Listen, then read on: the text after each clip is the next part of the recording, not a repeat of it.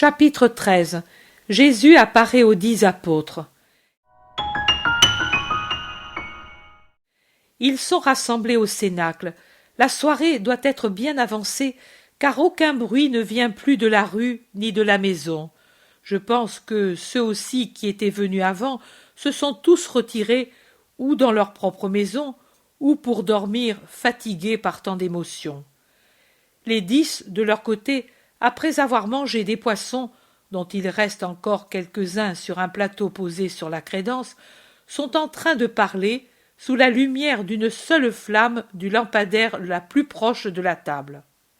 Ils y sont encore assis autour, et ils ont des conversations morcelées. Ce sont presque des monologues, car il semble que chacun, plutôt qu'avec son compagnon, parle avec lui-même. Et les autres le laissent parler, en parlant peut-être à leur tour de toute autre chose. Pourtant, ces conversations décousues donnent l'impression des rayons d'une roue démontée. On sent qu'elles se rapportent à un seul sujet, qui en est le centre, bien qu'ainsi éparpillé, et que c'est Jésus. Jude d'Alphée dit « Je ne voudrais pas que Lazare ait mal entendu et que les femmes aient compris mieux que lui. » Matthieu demande « À quelle heure la Romaine dit-elle l'avoir vu ?» Personne ne lui répond. André dit « Demain, je vais à Capharnaüm. » Quelle merveille! Agir de telle façon que ce soit juste à ce moment-là que sorte la litière de Claudia, dit Barthélemy. Jean, en soupirant, dit « Nous avons mal fait, Pierre, de nous éloigner tout de suite ce matin. Si nous étions restés, nous l'aurions vu, comme Marie-Madeleine. » Jacques de Zébédée se dit à lui-même « Moi, je ne comprends pas comment il peut être à Emmaüs et en même temps dans le palais, et être ici chez sa mère et en même temps chez Marie-Madeleine et chez Jeanne. Il ne viendra pas. Je n'ai pas suffisamment pleuré pour le mériter. Il a raison. Je dis qu'il me fait attendre pendant 3 jours à cause de mes 3 reniements. Mais comment ai-je pu faire cela? » Le zélote dit « Comme il était transfiguré, Lazare, je vous dis qu'il paraissait, lui, un soleil. Je pense qu'il lui est arrivé comme à Moïse après avoir vu Dieu. Et tout de suite, n'est-ce pas, vous qui étiez là, tout de suite après avoir offert sa vie. » Personne ne l'écoute. Jacques d'Alphée se tourne vers Jean et dit « Comment a-t-il dit à ceux d'Emmaüs? Il me semble qu'il nous a excusés, n'est-ce pas? N'a-t-il pas dit que tout est arrivé à cause de notre erreur d'Israélite sur la façon de comprendre son royaume ?» Jean ne l'écoute pas. Il se tourne pour regarder Philippe et dit à l'air, car il ne parle pas à Philippe. « Pour moi, il me suffit de savoir qu'il est ressuscité, et puis que mon amour soit toujours plus fort. Vous avez vu, hein? Si vous regardez de près, il est allé en proportion de l'amour que nous avons eu. La mère, Marie-Madeleine, les enfants, ma mère et la tienne, et puis Lazare et Marthe. Quand à Marthe? Je dis, quand elle a entonné le psaume de David. Le Seigneur est mon berger, il ne me manquera rien. Il m'a mis dans un lieu d'abondant pâturage. Il m'a conduit aux eaux qui désaltèrent. Il a appelé mon âme à lui. Tu te souviens comment elle nous a fait sursauter avec ce chant inattendu? Et ces paroles sont en relation avec ce qu'elle a dit. Il a appelé mon âme à lui. En effet, Marthe semble avoir retrouvé sa route. Avant, elle était égarée, elle, la courageuse. Peut-être qu'en l'appelant, il lui a dit l'endroit où il la veut. C'est même certain. Car s'il lui a donné rendez-vous, il doit savoir où elle sera. Qu'aura-t-il voulu dire en disant l'accomplissement des noces? Philippe, qui l'a regardé un moment et puis l'a laissé monologuer, dit en gémissant « Moi, je ne saurais pas quoi lui dire s'il vient. Je me suis enfui, et je sens que je vais fuir. D'abord, c'était par peur des hommes. Maintenant, c'est par peur de lui. Tous disent qu'il est très beau. Peut-il jamais être plus beau qu'il ne l'était déjà? Se demande Barthélemy. Matthieu dit: Moi, je lui dirai: Tu m'as pardonné sans me parler quand j'étais publicain. Pardonne-moi aussi maintenant par ton silence, car ma lâcheté ne mérite pas que tu me parles. Jude d'Alphée affirme: Longin dit qu'il s'est demandé: Dois-je lui demander de guérir ou de croire? Mais son cœur a dit: De croire. Et alors la voix a dit: Viens à moi. Et il a senti la volonté de croire et en même temps la guérison. C'est exactement ce qu'il m'a dit. Moi, je suis toujours arrêté à la pensée que Lazare a été récompensé tout de suite à cause de son offrande. J'ai dit, moi aussi, ma vie pour ta gloire, mais il n'est pas venu, dit en soupirant le zélote. Que dis-tu, Simon, toi qui es cultivé, dis-moi, que dois-je lui dire pour lui faire comprendre que je l'aime et que je lui demande pardon? Et toi, Jean, tu as parlé beaucoup à la mère. Aide-moi. Ce n'est pas de la pitié de laisser seul le pauvre Pierre. Jean est ému de compassion pour son compagnon humilié, et il dit: Mais moi, je lui dirai simplement: Je t'aime. Dans l'amour est compris aussi le désir du pardon et le repentir. Pourtant, je ne sais pas. Simon, que dis-tu? Et le zélote: Moi, je dirai ce qui était le cri des miraculés: Jésus, aie pitié de moi. Je dirai: Jésus, et c'est tout, car il est bien plus que le fils de David. C'est bien ce que je pense, et ce qui me fait trembler. Oh, je me cacherai la tête. Ce matin aussi, j'avais peur de le voir, et puis tu es entré le premier. Mais ne crains pas ainsi. On dirait que tu ne le connais pas, lui dit Jean pour l'encourager. La pièce s'illumine vivement comme par un éclair éblouissant.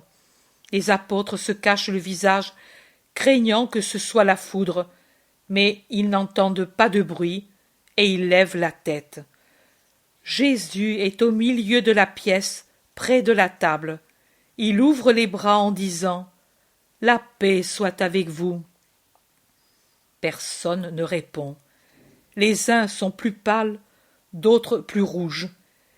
Ils le fixent tous, craintifs et suggestionnés, fascinés et en même temps comme pris par le désir de fuir.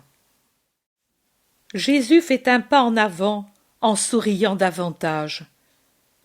Mais ne craignez pas ainsi, c'est moi.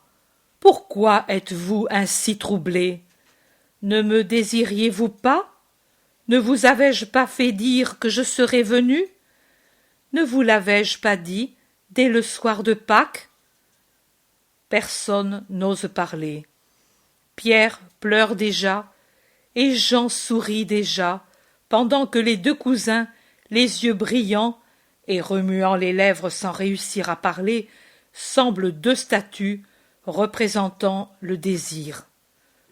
Pourquoi avez-vous dans vos cœurs des pensées si opposées, entre le doute et la foi, entre l'amour et la crainte?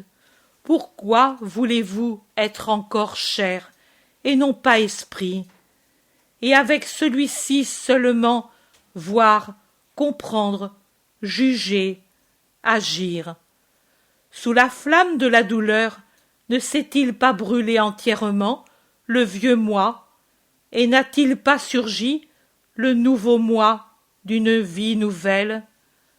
Je suis Jésus, votre Jésus ressuscité, comme il vous l'avait dit. Regardez. Toi qui as vu mes blessures, et vous qui ignorez ma torture, car ce que vous savez est bien différent de la connaissance exacte qu'en a Jean. Viens, toi le premier, tu es déjà tout à fait pur, si pur que tu peux me toucher sans crainte. L'amour, l'obéissance, la fidélité t'avaient déjà rendu pur. Mon sang, dont tu as été tout inondé quand tu m'as déposé de la croix, a fini de te purifier. Regarde, ce sont de vraies mains et de vraies blessures. Observe mes pieds, vois comment cette marque est celle du clou. Oui, c'est vraiment moi, et non pas un fantôme. Touchez-moi, les spectres n'ont pas de corps. Moi, j'ai une vraie chair sur un vrai squelette. Il met sa main sur la tête de Jean qui a osé aller près de lui. Tu sens? Elle est chaude et lourde. Il lui souffle sur le visage. Et ceci, c'est la respiration. Ô mon Seigneur! Jean murmure doucement. Ainsi. Oui, votre Seigneur. Jean, ne pleure pas, de crainte et de désir. Viens vers moi. Je suis toujours celui qui t'aime. Asseyons-nous, comme toujours, à la table. N'avez-vous rien à manger? Donnez-le-moi donc. André et Matthieu, avec des mouvements de somnambules, prennent sur les crédences les pains et les poissons, et dans un coin, un plateau avec un rayon de miel à peine entamé. Jésus offre la nourriture, mange, et il donne à chacun un peu de ce qu'il mange, et il les regarde, si bons, mais si majestueux, qu'ils en sont paralysés. Le premier qui ose parler, c'est Jacques, frère de Jean. « Pourquoi nous regardes-tu ainsi ?»« Parce que je veux vous connaître. »« Tu ne nous connais pas encore ?»« Comme vous ne me connaissez pas. Si vous me connaissiez, vous sauriez qui je suis, et vous trouveriez les mots pour me dire votre tourment. Vous vous taisez comme en face d'un étranger puissant que vous craignez. Tout à l'heure, vous parliez. Cela fait presque 4 jours que vous vous parlez à vous-même en disant « Je lui dirai ceci », en disant à mon esprit « Reviens, Seigneur, que je puisse te dire ceci. » Maintenant, je suis venu, et vous vous taisez? Suis-je tellement changé que je ne vous paraisse plus moi? Ou bien êtes-vous tellement changé que vous ne m'aimez plus? Jean, assis près de son Jésus, fait son acte habituel de mettre la tête sur sa poitrine en murmurant « Moi je t'aime, mon Dieu !» Mais il serait dit, pour s'interdire cet abandon, par respect pour le resplendissant Fils de Dieu. En effet, Jésus semble dégager une lumière tout en étant d'une chair semblable à la nôtre. Mais Jésus l'attire sur son cœur, et alors Jean ouvre les digues à ses pleurs bienheureux. C'est le signal pour tous de le faire. Pierre, 2 places après Jean, glisse entre la table et son siège, et il pleure en criant « Pardon, pardon, enlève-moi de cet enfer où je suis depuis tant d'heures. Dis-moi que tu as vu mon erreur pour ce qu'elle a été, pas de l'esprit, mais de la chair qui a dominé le cœur. Dis-moi que tu as vu mon repentir. Il durera jusqu'à la mort. Mais toi, dis-moi que comme Jésus, je ne dois pas te craindre. Et moi, je chercherai te faire si bien que je me ferai pardonner même par Dieu, et mourir, ayant seulement un grand purgatoire à faire. Viens ici, Simon de Jonas.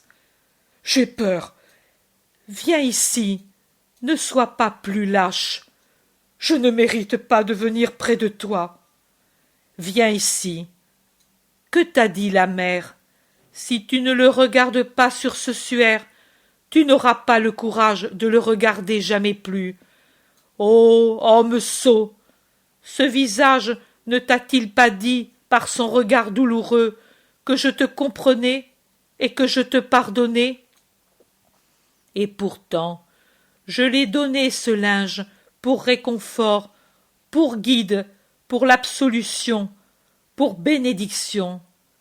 Mais que vous a fait Satan pour vous aveugler à ce point?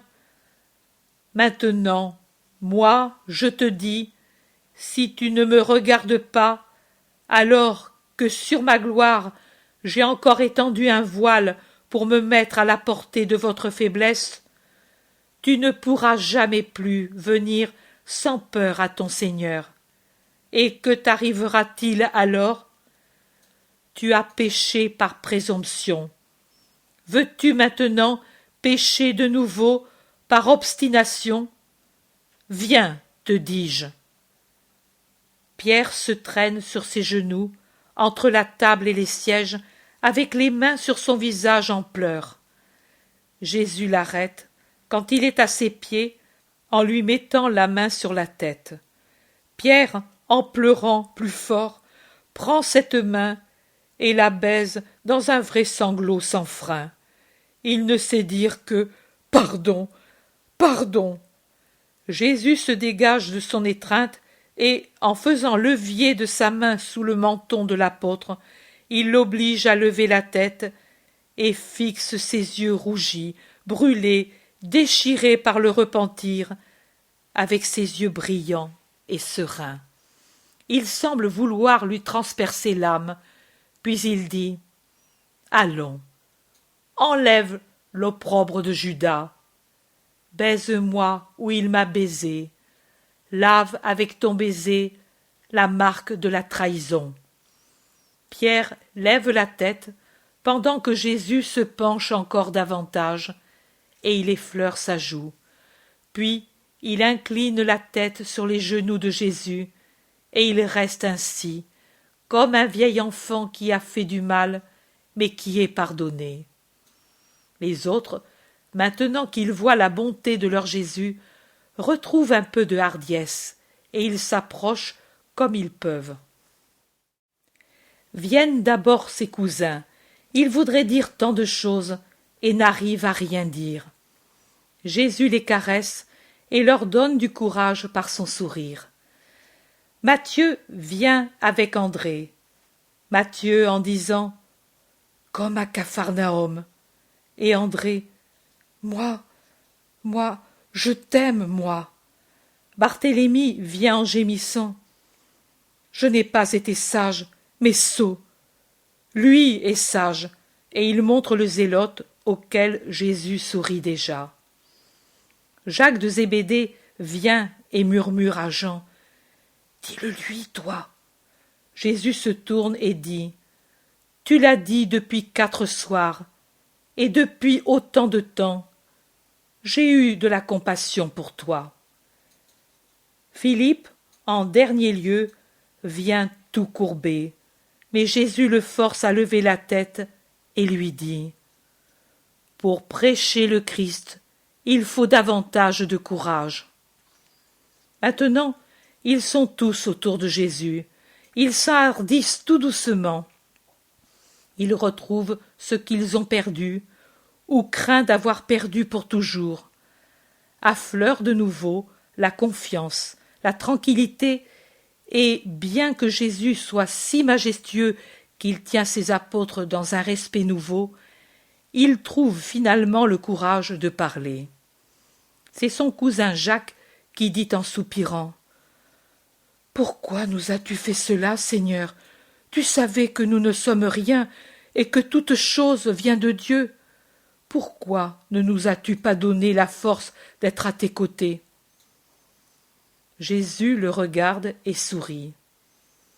Simon le Zélote dit « Maintenant, tout est arrivé, et tu ne dois plus rien souffrir, mais ne me demande plus cette obéissance.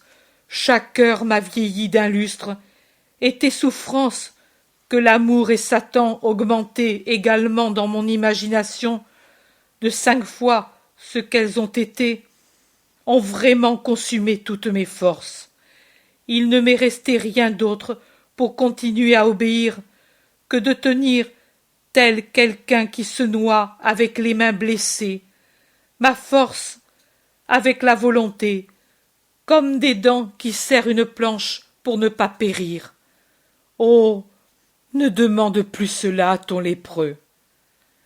Jésus regarde Simon le Zélote et sourit.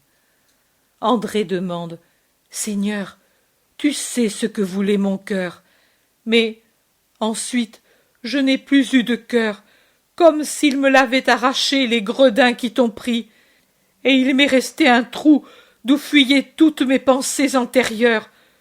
Pourquoi as-tu permis cela, Seigneur? Philippe dit: Moi, tu parles de cœur. Moi, je dis que j'ai été quelqu'un qui n'a plus de raison, comme quelqu'un qui reçoit un coup de massue sur la nuque. Quand la nuit venue, je me suis trouvé à Jéricho. Oh Dieu, Dieu! Mais un homme peut-il périr ainsi? Je crois que c'est ainsi la possession. Maintenant, je comprends ce qu'est cette chose redoutable.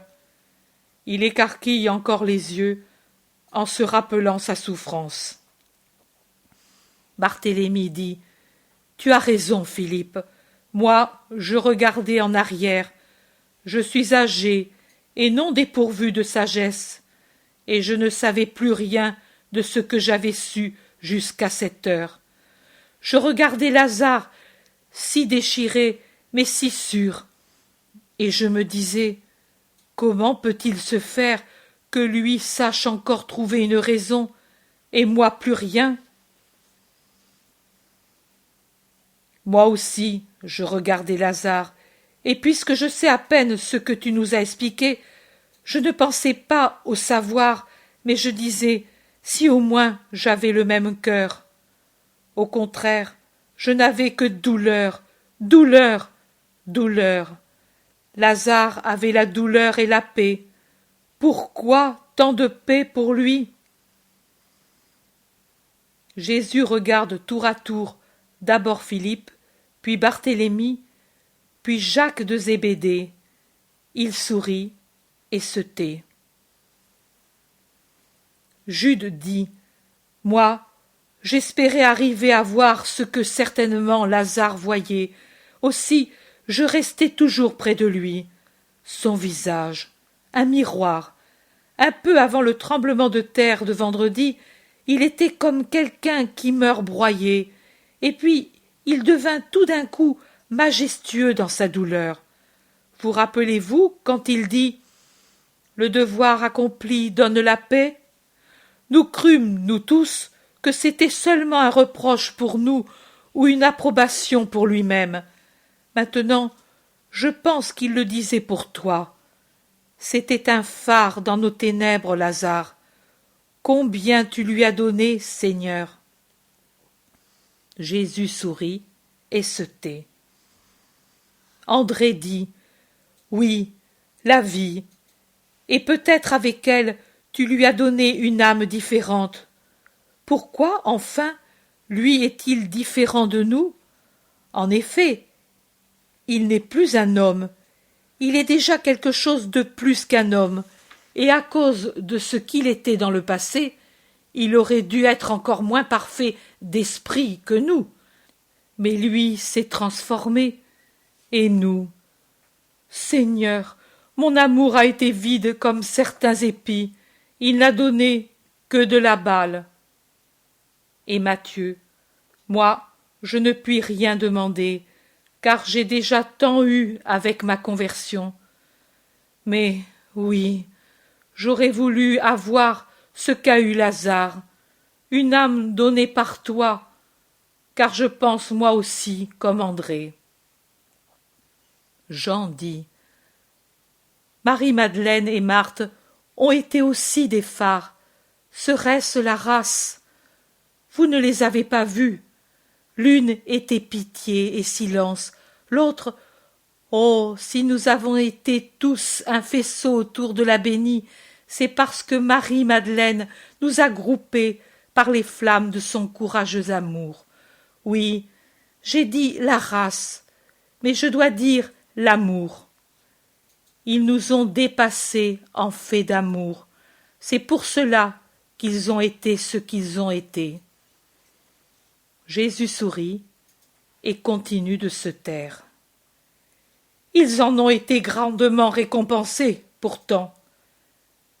C'est à eux que tu es apparu. À tous les trois. À Marie, tout de suite après ta mère.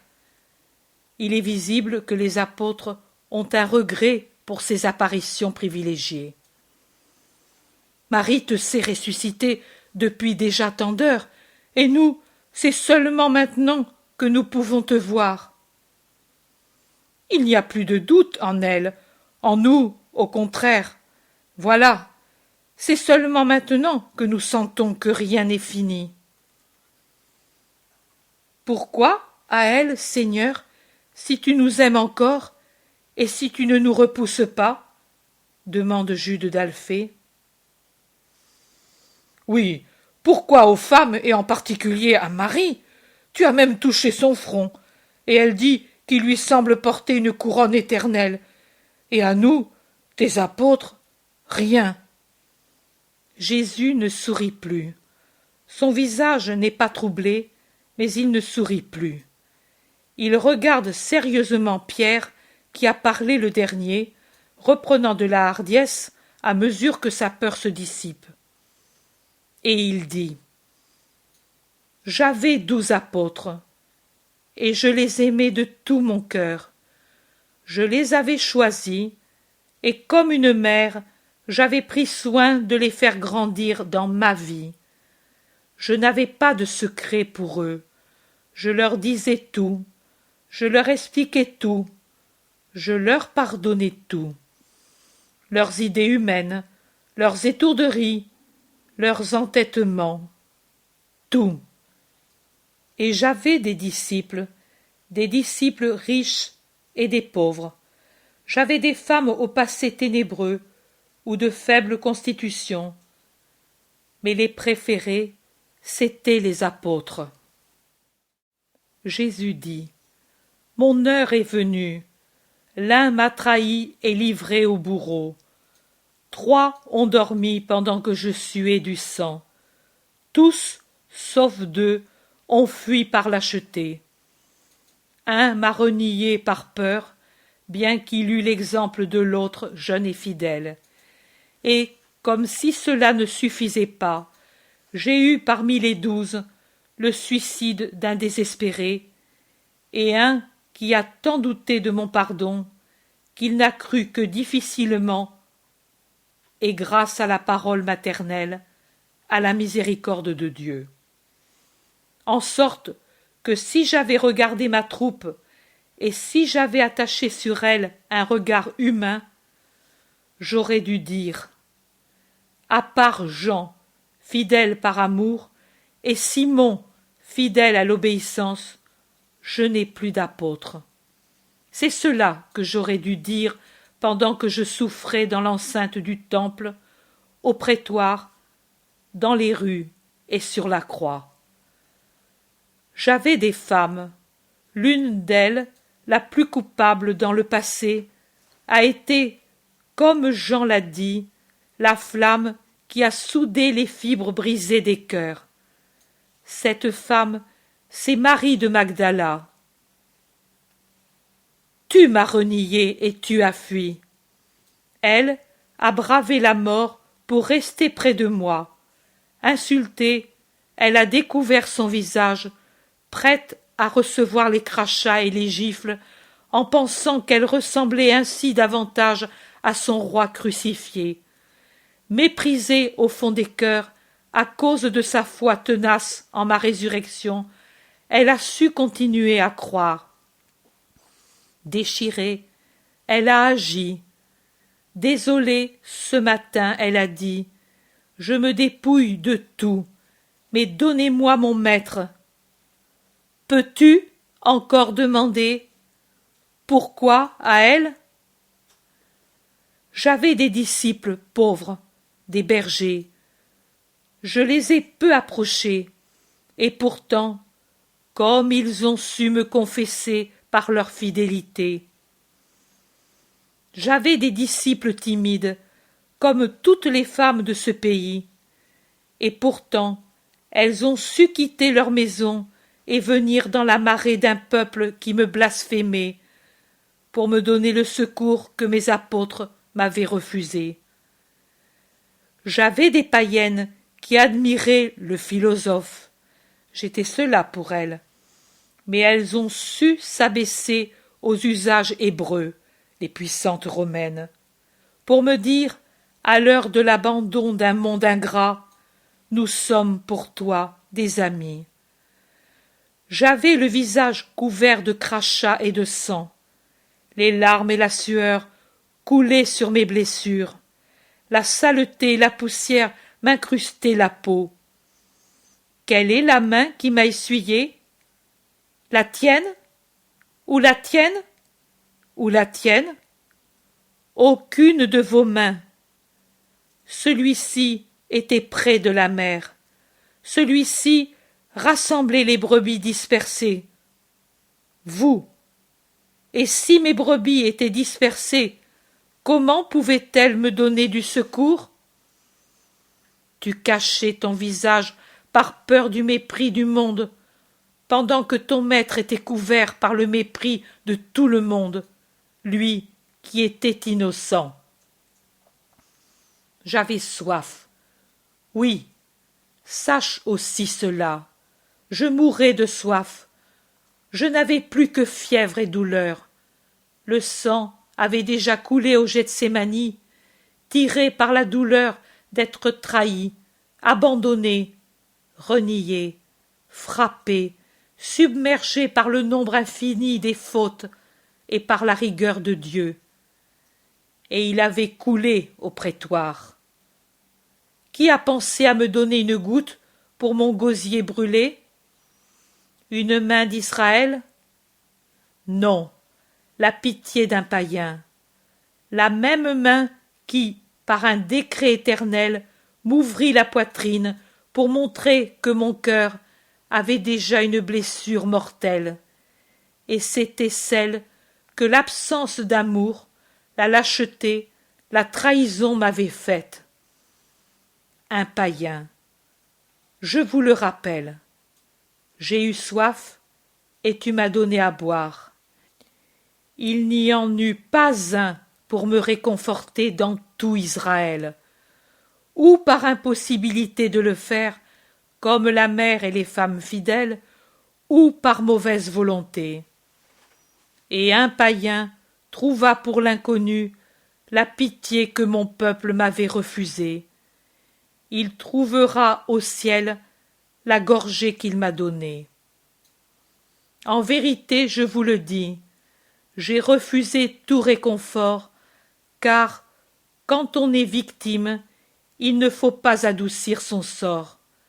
Mais je n'ai pas voulu repousser le païen dans l'offrande duquel j'ai goûté le miel de tout l'amour qui me sera donné par les gentils pour compenser l'amertume que m'a donnée Israël.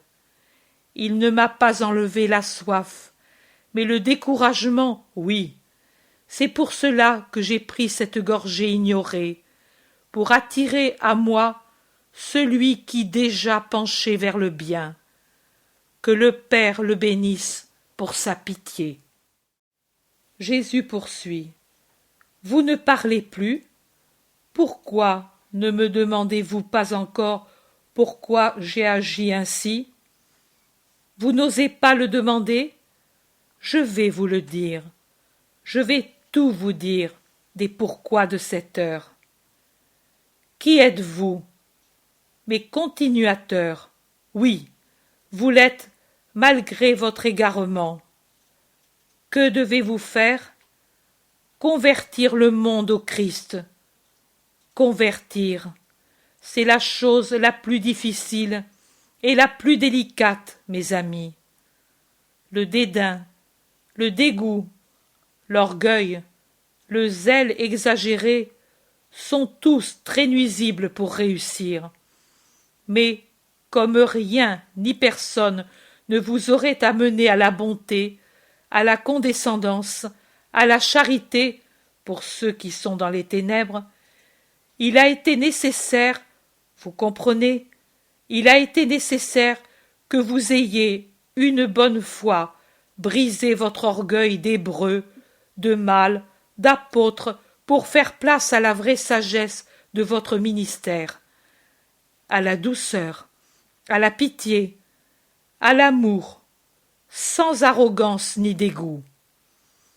Vous voyez que tous vous ont surpassé dans la foi et dans l'action parmi ceux que vous regardiez avec mépris ou une compassion orgueilleuse.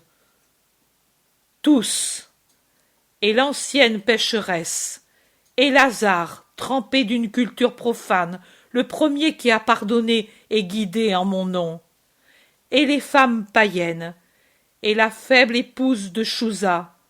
Faible? En réalité, elle vous surpasse tous. Première martyre de ma foi.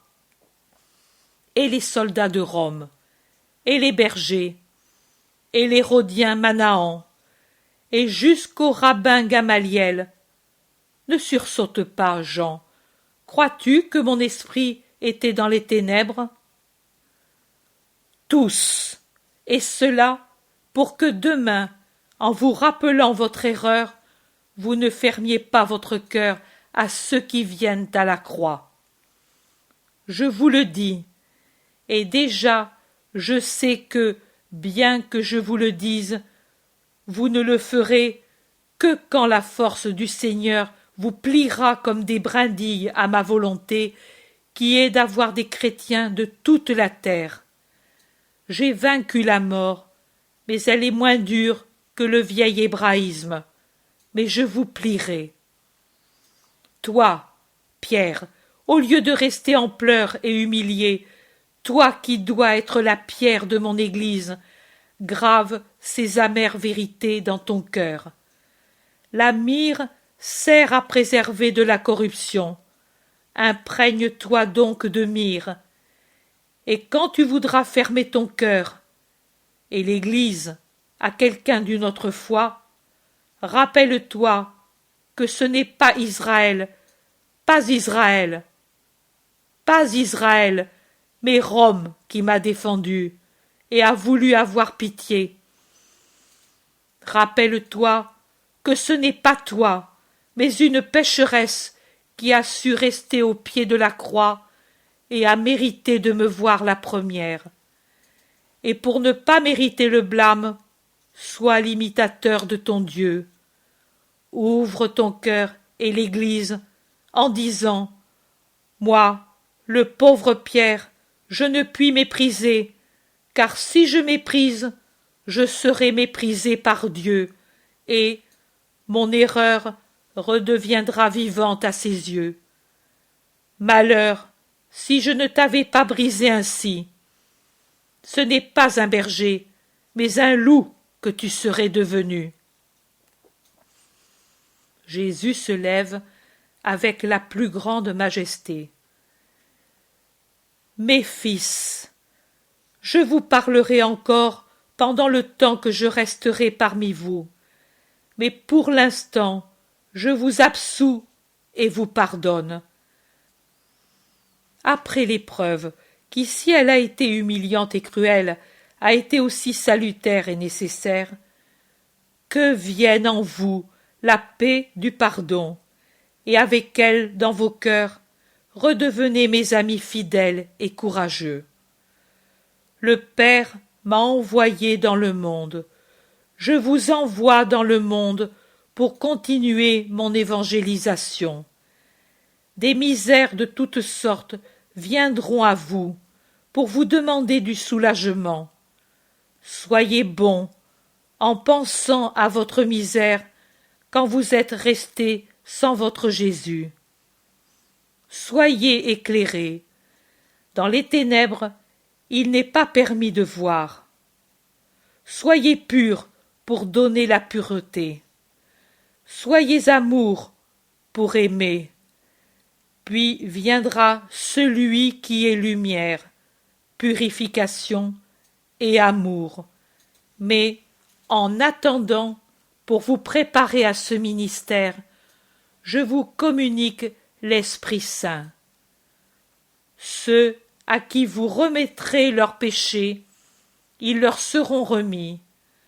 Ceux à qui vous les retiendrez, ils seront retenus. Que votre expérience vous rende juste pour juger. Que l'Esprit Saint vous rende saint pour sanctifier. Que la volonté sincère de surmonter votre manque vous rende héroïque pour la vie qui vous attend. Ce que j'ai encore à dire, je vous le dirai quand l'absent sera revenu. Priez pour lui. Restez dans ma paix et sans agitation de doute sur mon amour. Et Jésus disparaît comme il était entré, laissant une place vide entre Jean et Pierre. Il disparaît dans une lueur qui fait fermer les yeux tant elle est forte. Et quand les yeux éblouis se rouvrent, ils trouvent seulement que la paix de Jésus est restée, flamme qui brûle et qui soigne et consume les amertumes du passé, dans un désir unique, servir.